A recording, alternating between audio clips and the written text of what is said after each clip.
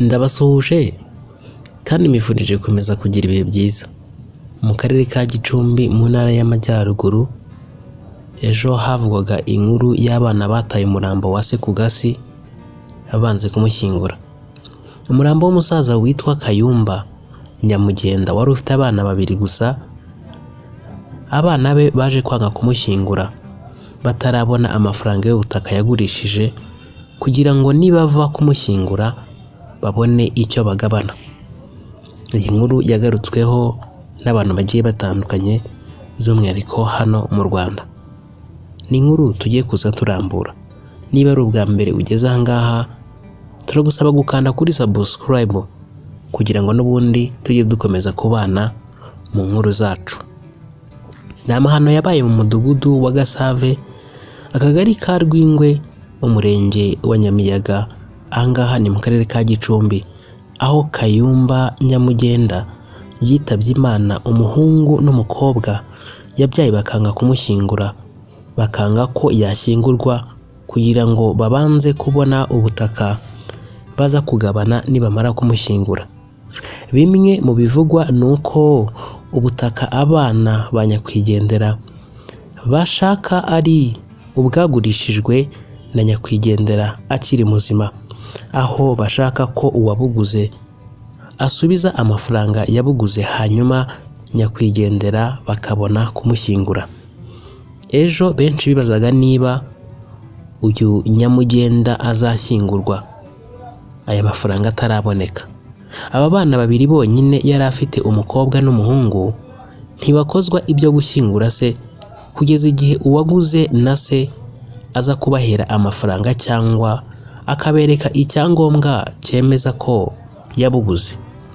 Bamwe mu bari baje gutabara mbere yo kwitahira bavuga ko abo mu muryango wa nyakwigendera banze ko ashyingurwa kugeza n'ubwo ubuyobozi bwabasabye gushyingurira kimwe bose nabwo bakabyanga. Uyu yagize ati ubuyobozi bwabigishije uko byagenda buravuga buti niba nta kintu cyo gushyingura gihari umuryango wose nushyingure, ariko umuntu ashyingure ave ku isi nk'uko yayivuyemo. Mu gihe hategurwaga umuhango wo kumushyingura, Uwizeyimana Mubyarirehe avuga ko Kayumba Nyamugenda yamubereye nyirarume. Yagaragaje ko adashyigikiye ko ishyingurwa rikorwa hataraboneka ibisobanuro ku cyateye urupfu rwa nyakwigendera ndetse n'uwasigaranye umutungo we. Yagize ati tugomba kubanza kwibaza ukuntu uwo musaza yapfuye mutaratubwiye ko yarwaye. Ntabwo ibyo bintu bishoboka.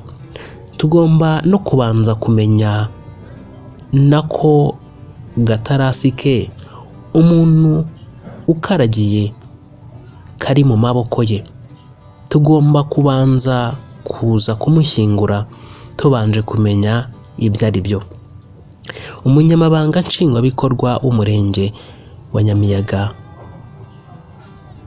Bayingana Jean Marie Vianney yavuze ko hakwiye kubanza gushyingura uwitabye Imana, iby'amasambu bikaza nyuma.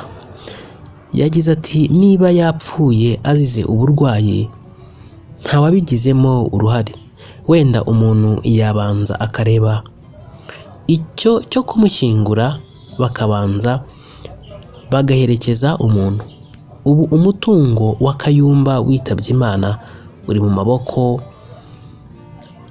ya Biramahire, ari nawe wasabwaga kwishyura amafaranga kugira ngo nyakwigendera abone gushyingurwa. Umurambo waje gushyingurwa mu masaha y'isa 12:30 ushyingurwa n'abantu 5 kuko abandi bose bari bamaze kwitahira. Aya makuru akaba yemejwe n'ubuyobozi bw'akarere mu butumwa bwanyujije ku rubuga rwa X yahoze ari Twitter.